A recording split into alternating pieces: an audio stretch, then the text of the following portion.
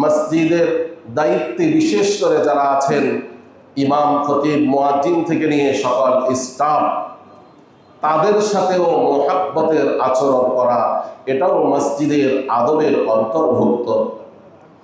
আমরা আমাদের দুনিয়ার জীবনে আমরা আমাদের বর্তমান সমাজের অবস্থা দেখি, যার পাওয়ার যত বেশি, তার সাথে রিলেটেড, তার সাথে সংশ্লিষ্ট প্রত্যেকটা জিনিস সেইভাবে আমাদের দৃষ্টিতে সম্মানী। প্রাইম মিনিস্টারের ঘর যিনি ঝাড়ু দেন, তার সাথেও যদি কারো সম্পর্ক থাকে, সেটাও আমরা গর্ববোধ করি, সেটাও আমরা বড়াইয়ের কারণ বলে উল্লেখ করি। অতএব আহকামুল হাকিমিন, রব্বুল আলামিনের ঘর, রব্বুল আলামিন যেমন সম্মানী, তার ঘরও সেরকম সম্মানী। রব্বুল আলামিন যেমন দামি, তার ঘরও দামি। তাই তার ঘরের বিশেষ দায়িত্বে যারা আছেন, হোক একজন খাদেম, সেও সম্মানী, তার সাথেও মোহাব্বত আনা সম্পর্ক রাখতে হবে, তার সাথেও সম্মান প্রদর্শন করতে হবে। অন্যান্য অফিস স্টাফদের সাথে যেমন আচরণ হয়, মসজিদের স্টাফদের সাথে সেরকম আচরণ করলে তাহলে উভয়টা সমান হয়ে গেল। অথচ এই মসজিদের সাথে যে আচরণগুলো আমরা করব, এটাকে আমরা পরকালের আখিরাতের নাজাতের জান্নাতের জরিয়া হিসেবে মনে করি। আসসালামু আলাইকুম ওয়া রাহমাতুল্লাহি ওয়া বারাকাতুহু।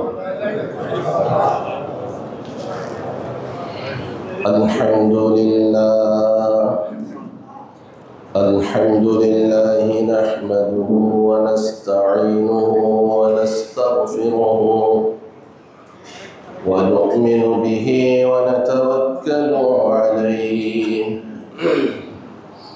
ونعوذ بالله من شرور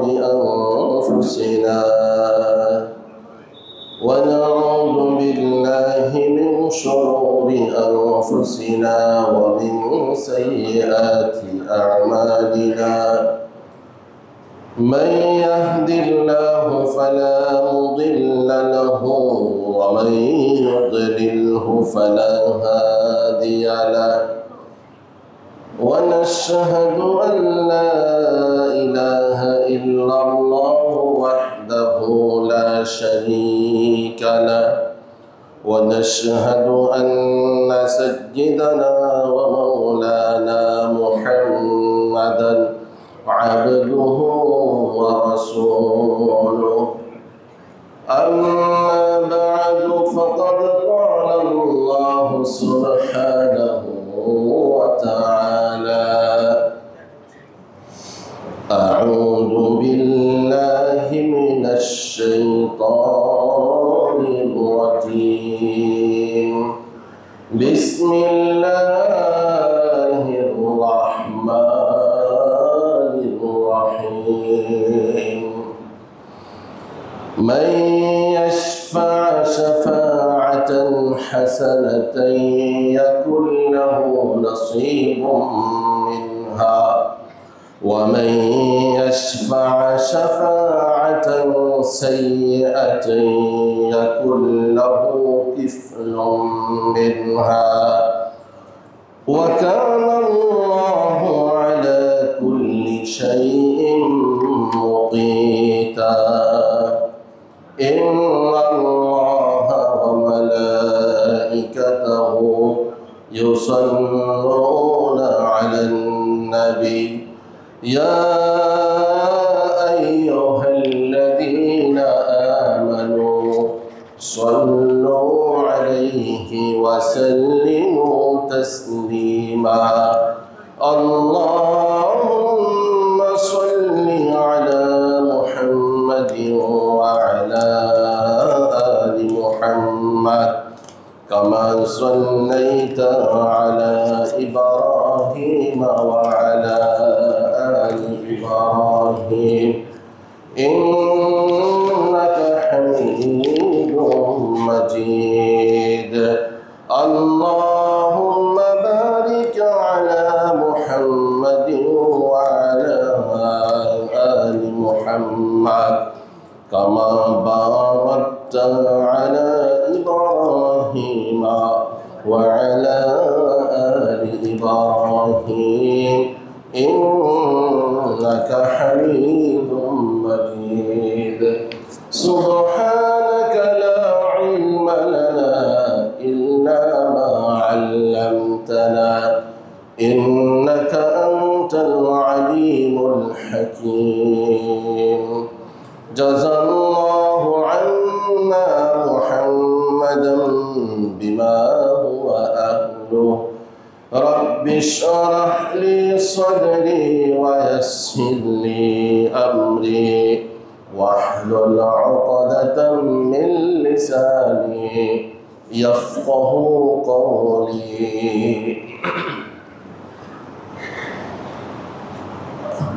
আলহামদুলিল্লাহ। উপস্থিত সম্মানিত উলামায়ে কেরাম, মুসল্লিয়ানে কেরাম, সর্বস্তরের দ্বীনী ভাইরা, আল্লাহ তাআলার দরবারে কালিমাতুশ শুকর আদায় করছি, যিনি আমাদেরকে মায়া করে, মোহাব্বত করে, ভালোবেসে তার ঘরের মসজিদে যথাসময়ে আসার জন্য সুযোগ করে দিয়েছেন। সবাই বলি আলহামদুলিল্লাহ।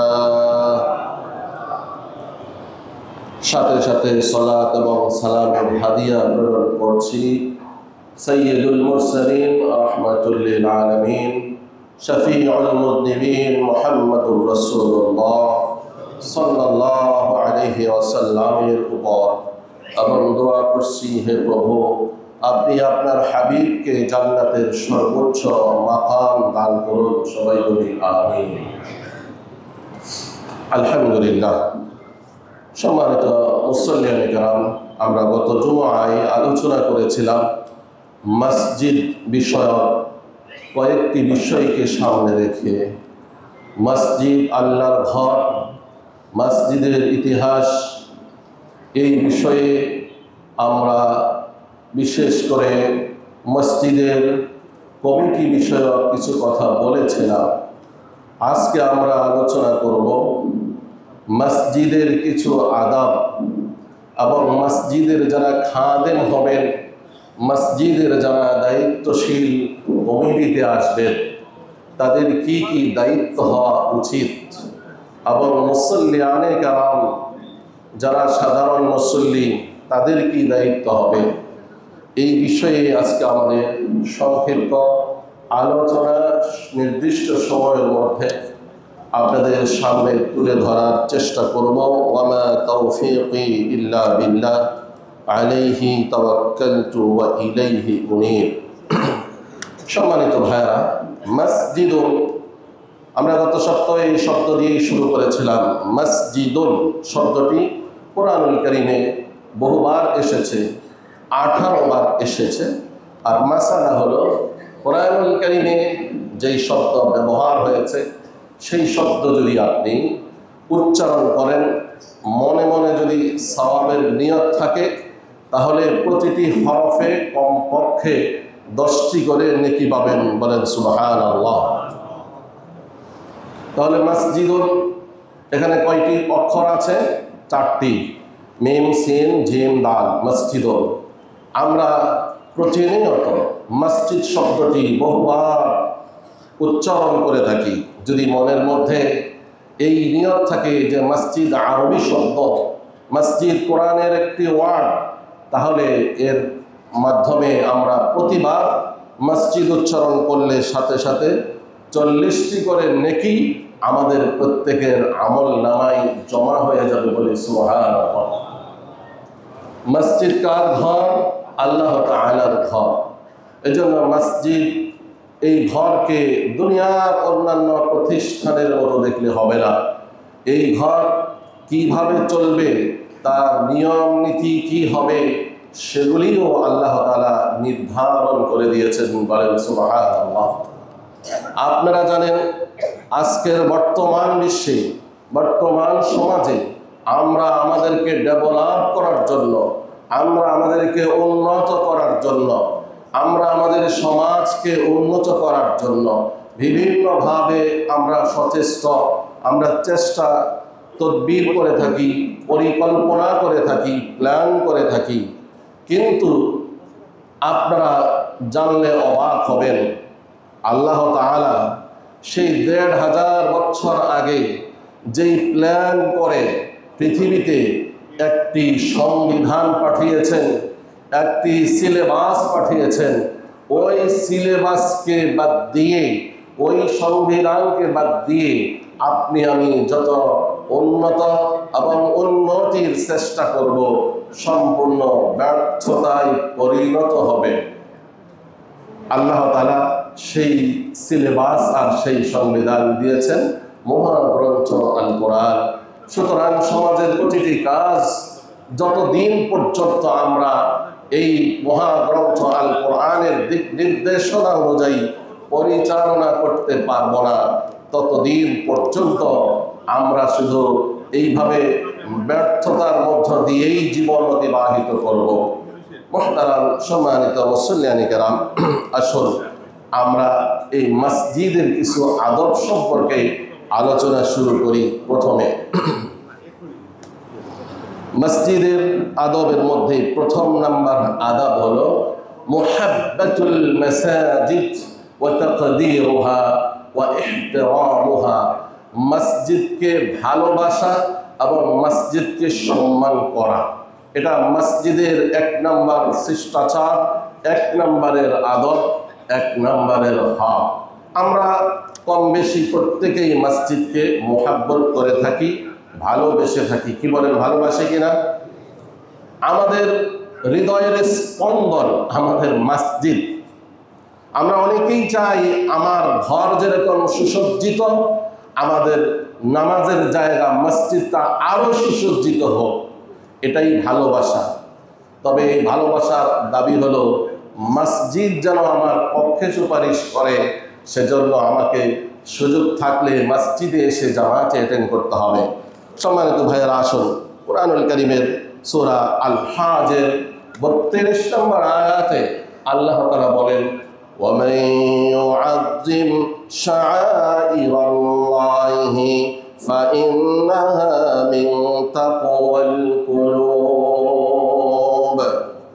আর যারা শাআইরুল্লাহ, আল্লাহ তাআলার নিদর্শন সমূহকে সম্মান প্রদর্শন করে, এটা হলো তাদের হৃদয়ে, তাদের অন্তরে যে আল্লাহ ভীতি আছে, তাকওয়া আছে, সে যে একজন মুত্তাকি, তারই বহিঃপ্রকাশ। সুবহানাল্লাহ। আমরা সমাজে দেখি শুধু মুসলিম নন, কিছু কিছু অমুসলিম মহিলারাও মসজিদের পাশ দিয়ে যাওয়ার সময় মসজিদকে সম্মান প্রদর্শন করত। তারা তাদের শরীরের কাপড় ঠিকঠাক করে দেয়, মাথায় কাপড় দেয়, বুঝে যে এই মসজিদ দুনিয়ার কোনো ঘর নয়, এটা হলো সেই আহকামুল হাকিমিন, আরশের মালিকের ঘর। অতএব মসজিদকে সম্মান করা এটা ঈমানের দাবি। মসজিদকে সম্মান করব, মসজিদকে মোহাব্বত করব, ভালোবাসবো, এবং মসজিদের ইহতিরাম, সম্মান যেন অক্ষুণ্ণ থাকে, সেজন্য আমরা সচেষ্ট থাকব। মসজিদকে ভালোবাসার দাবি মসজিদে এসে সালাত আদায় করা, মসজিদের সুবিধা অসুবিধাগুলো দেখা। এমন নয় যে শুধুমাত্র যারা মসজিদের কমিটিতে থাকবে তারাই মসজিদের বিষয়ে কথা বলবে, আর আমরা যারা সালাত আদায় করি আমাদের কোনো দায়িত্ব নেই, এমন নয় বিষয়টি। বরং বিষয়টি হলো সিস্টেমের জন্য একটু পদ্ধতিগতভাবে কিছু ভাইয়েরা দায়িত্ব নিচ্ছেন, বাকি সবার উপরে মসজিদের দেখাশোনার দায়িত্ব প্রতিটি মুসলিম যারা বিশেষ করে এই মসজিদে সালাত আদায় করে তাদের এটা দায়িত্বের মধ্যে পড়ে। সূরা হাজের ৩২ নম্বর আয়াত। অতএব এই মসজিদকে আমরা সম্মান করব। মসজিদ ইসলামের একটি বড় প্রতীকী, এই জন্য মসজিদের ডিজাইন, মসজিদের প্রতিটি বিষয় যেভাবে ইসলাম সমর্থন করে, কোরআন হাদিস সমর্থন করে, সেভাবেই হইতে হবে। মসজিদের দায়িত্বে বিশেষ করে যারা আছেন, ইমাম, খতিব, মুয়াজ্জিন থেকে নিয়ে সকল স্টাফ, তাদের সাথেও মোহাব্বতের আচরণ করা, এটাও মসজিদের আদবের অন্তর্ভুক্ত। আমরা আমাদের দুনিয়ার জীবনে আমরা আমাদের বর্তমান সমাজের অবস্থা দেখি, যার পাওয়ার যত বেশি তার সাথে রিলেটেড, তার সাথে সংশ্লিষ্ট প্রত্যেকটা জিনিস সেইভাবে আমাদের দৃষ্টিতে সম্মানী। প্রাইম মিনিস্টারের ঘর যিনি ঝাড়ু দেন, তার সাথেও যদি কারো সম্পর্ক থাকে সেটাও আমরা গর্ববোধ করি, সেটাও আমরা বড়াইয়ের কারণ বলে উল্লেখ করি। অতএব আহকামুল হাকিমিন, রব্বুল আলামিনের ঘর, রব্বুল আলামিন যেমন সম্মানী তার ঘরও সেরকম সম্মানী। রব্বুল আলামিন যেমন দামি তার ঘরও দামি।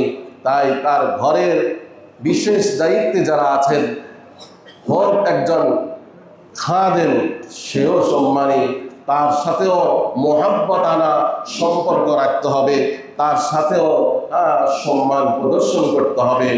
অন্যান্য অফিস স্টাফদের সাথে যেমন আচরণ হয়, মসজিদের স্টাফদের সাথে সেরকম আচরণ করলে তাহলে উভয়টা সমান হয়ে গেল।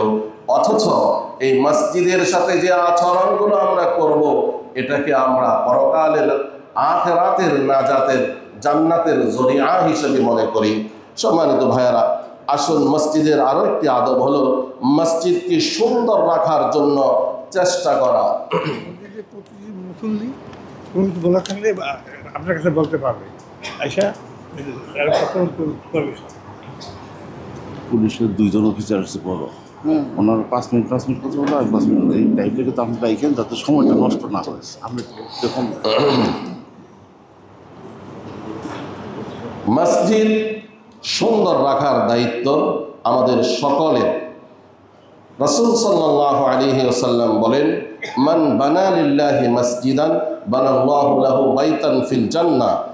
যিনি দুনিয়াতে মসজিদ নির্মাণ করবেন, আল্লাহ তাআলা তার জন্য জান্নাতে ঘর নির্মাণ করবেন।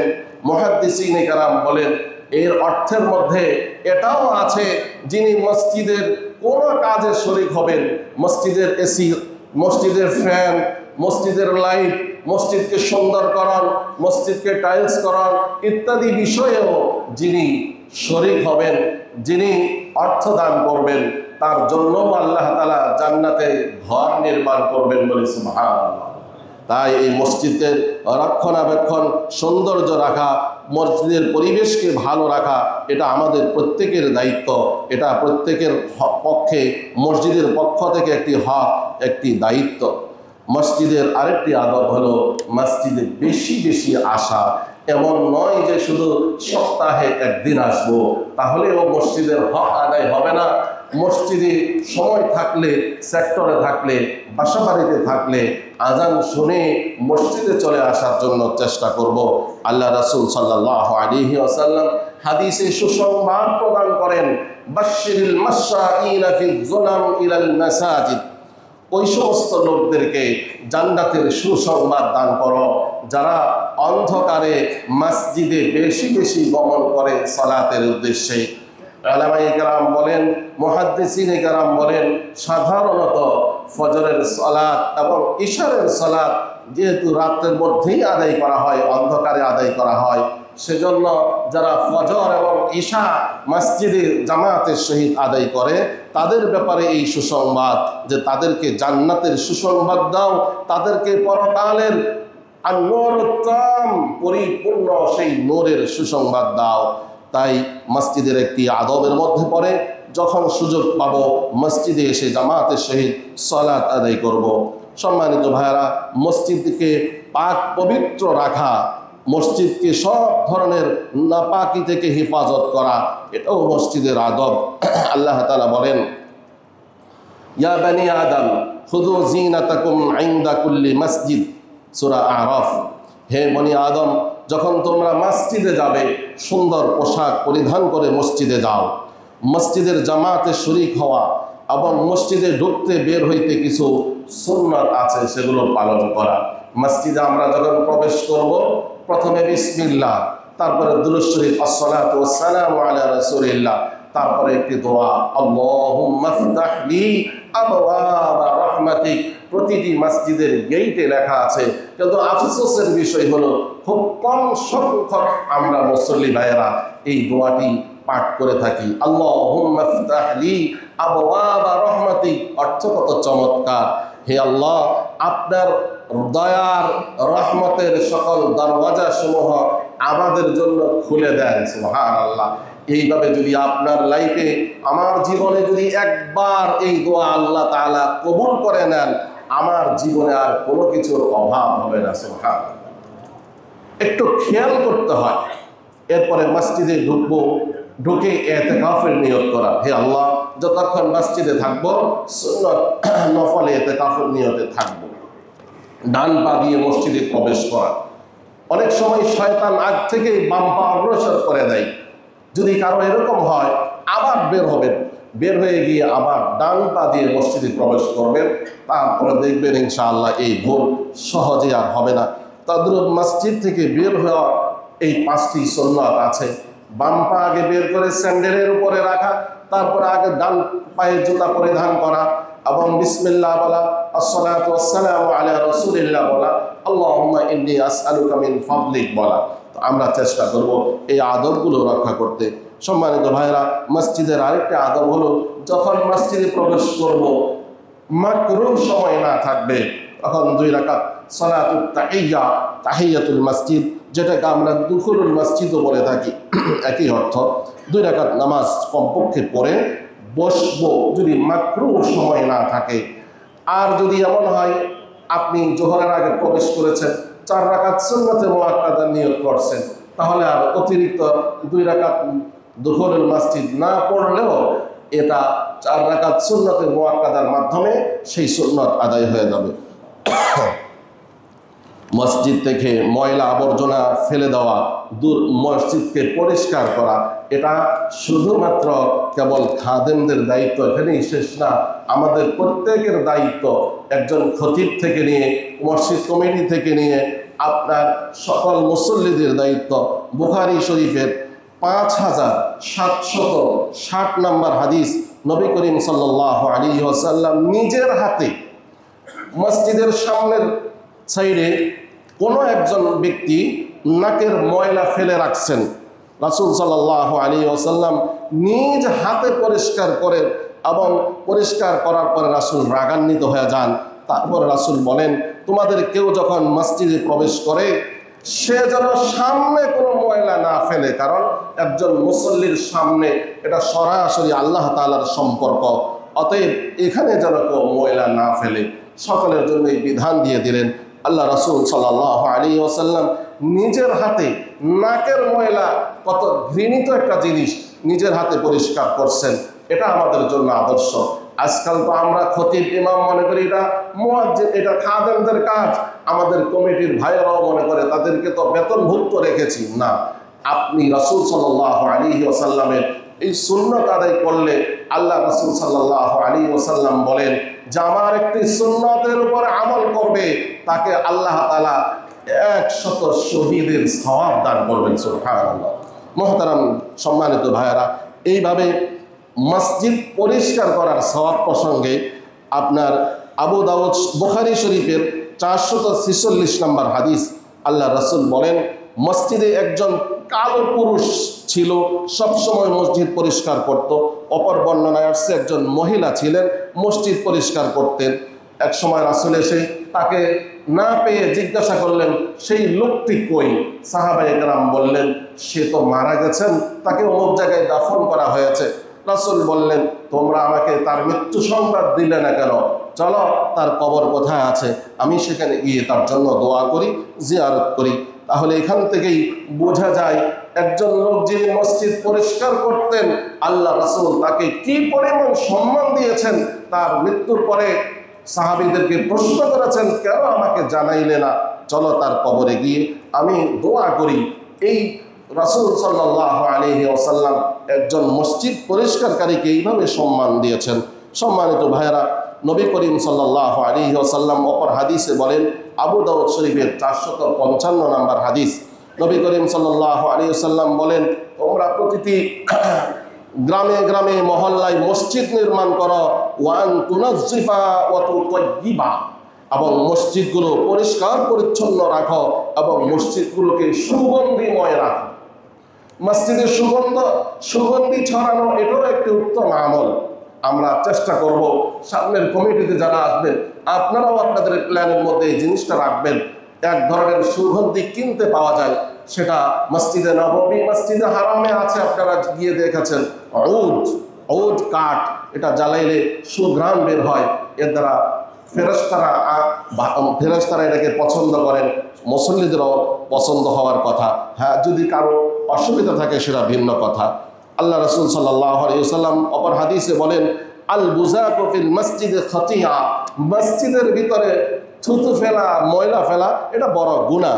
ওয়া কাফারাতুহা দাফনুহা, এটার থেকে উত্তরণের পথ হলো যিনি ফেলেছেন তিনি যেন এটা বাহিরে গিয়ে ফেলে দেন। সম্মানিত ভাইয়েরা, এইভাবে মসজিদের অনেকগুলো আদব আছে। আমরা চেষ্টা করব এই আদবগুলো যথাযথভাবে পালন করতে।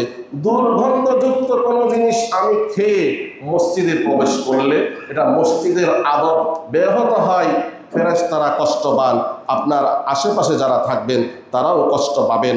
মসজিদে এসে কথা বলা, এটা তো হচ্ছেই। আমরা চেষ্টা করতে হবে এই বদ অভ্যাস পরিবর্তন করতে। ওমর রাদিয়াল্লাহু তাআলা আনহুর যুগে দুইজন লোক সাউন্ড করে কথা বলতেছিলেন। ওমর রাদিয়াল্লাহু তাআলা আনহু বললেন, এই দুইজনকে ডেকে নিয়ে আসো। জিজ্ঞাসা করলেন, তোমরা কোথায় থাকো? তারা এমন জায়গার কথা বলছেন যেটা মদিনার বাহিরে। ওমর রাদিয়াল্লাহু তাআলা আনহু বললেন, আজকে যদি মদিনার লোক হতে তোমরা, আমি তোমাদেরকে শাস্তি দিতাম। এর থেকে বোঝা যায় প্রয়োজন ছাড়া মসজিদে যেন আমরা শোরগোল কিংবা সাউন্ড না করি। সম্মানিত ভাইরা, মসজিদে প্রবেশ করতে আরো একটা আদব আছে, সালাম দিয়ে প্রবেশ করা। যারা নামাজে আছেন, যারা নামাজের বাহিরে আছেন তারা আপনার জবাব দিবেন কিংবা ফেরেশতারা জবাব দিবেন। এই মসজিদের আরেকটি বিষয় হলো জায়গা নির্ধারণ না করা। এটা আমার কাছেও বলতে খারাপ লাগে, আপনাদের কাছেও শুনতে খারাপ লাগবে। মসজিদের নির্দিষ্টভাবে এই জায়গাতেই আমি নামাজ পড়ব এটা নিষেধ করা হয়েছে। বরং এক এক সময় এক এক জায়গায় নামাজ পড়লে সম্পূর্ণ জায়গাগুলো কাল হাসরের দিন আপনার জন্য সাক্ষী হয়ে যাবে, আর এর দ্বারা অনেক বিশৃঙ্খলা হয়। এরপরে তো জায়নামাজ পেতে একজন আরেকজনের জন্য, একাধিক ব্যক্তির জন্য জায়নামাজ নিয়ে জায়গা ধরা, এটা তো কোনো দিন মসজিদের আদবের সাথে যায় না। এজন্য আমাদের চেষ্টা করতে হবে মসজিদে আসলে এমনভাবে থাকবো যেন আমি কাউকে চিনি না, কেউ আমাকে চিনে না, শুধুমাত্র মাওলার দরবারে আসছি হাজিরি দেওয়ার জন্য। আমার কলবের সাথে আল্লাহর সাথে সম্পর্ক হবে।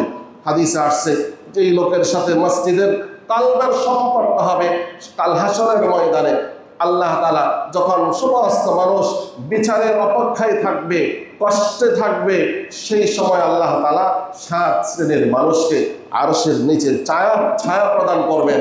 তার মধ্যে হলো ওই ব্যক্তি যার কলব মসজিদের সাথে জড়িত। সবসময় মসজিদ থেকে বের হইলেই সে চেষ্টা করে কিভাবে দ্বিতীয়বার মসজিদে যাওয়া যায়। সম্মানিত ভাইয়েরা, আশা করি আমরা এই বিষয়গুলোর প্রতি লক্ষ্য রাখবো এবং এই বিষয়গুলো আমল করার জন্য চেষ্টা করব। যারা মসজিদ কমিটিতে আসবেন তাদের জন্য কয়েকটি কাজ করণীয়। 1 নম্বর হলো আল্লাহ তাআলা যাকে পছন্দ করেন তিনি কমিটিতে আসবেন। কমিটিতে আসার কারণে এটা আমার ব্যক্তিগত বাহাদুরি এমন যেন না হয়, কারণ পৃথিবীর সর্বপ্রথম অন্যায় আসমানে সংগঠিত হয়েছে, সেটাও ছিল অহংকার। পৃথিবীর সবচেয়ে বড় অন্যায় জমিনে সংঘটিত হয়েছিল, সেটাও ছিল অহংকার। আল্লাহ তাআলা যখন ফেরেশতাদেরকে বললেন আদমকে সিজদা করতে, যিনি অমান্য করেছে তিনি সেই হলো ইবলিস। অহংকারের কারণে সূরা আরাফের 12 নম্বর আয়াতে বলেন, খালাকতানি মিন নার ওয়া খালাকতাহু মিন তিন, আমি বড়, আমাকে আগুন দিয়ে তৈরি করেছেন, আমার ভাবসাব উপরের দিকে থাকবে, আমি কেন নিচু হয়ে সিজদা করব? পৃথিবীর সর্বপ্রথম অন্যায় এই অহংকার। এবং এই পৃথিবীতে এসে সবচেয়ে বড় অপরাধ যে করেছে, অন্যায় করেছে অহংকারের কারণে, সে হলো সেই কাবিল, আদম আলাইহিস সালামের সন্তান।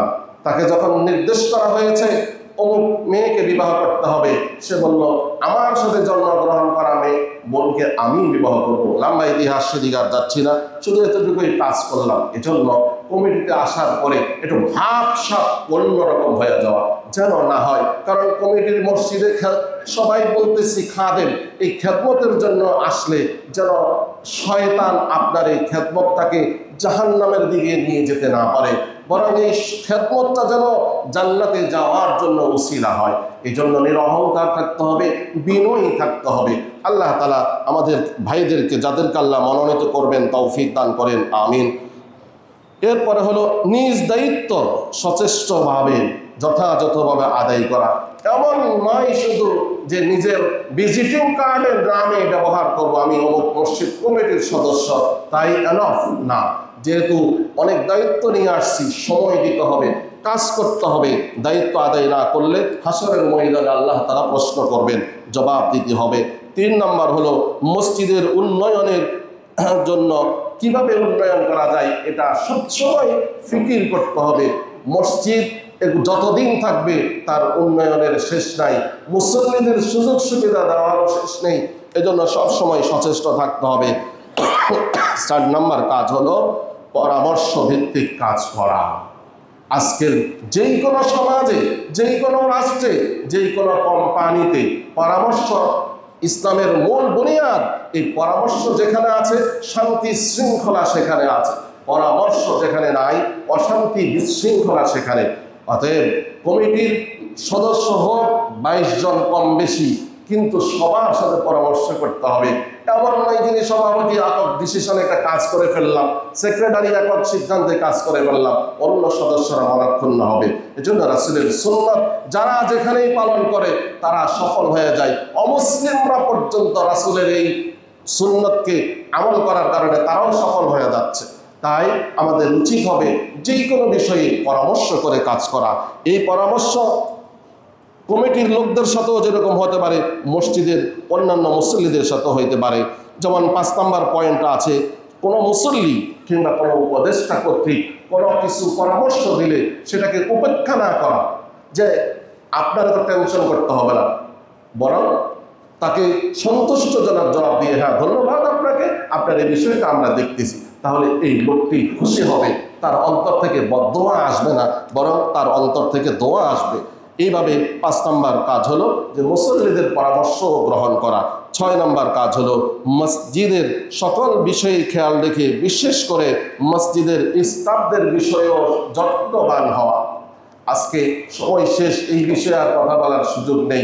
আমাদের সামনে আজকে আমাদের উত্তরা পশ্চিম থানার সম্মানিত ওসি সাহেব উপস্থিত হয়েছেন, তিনি কিছু দিক নির্দেশনামূলক কথা বলবেন।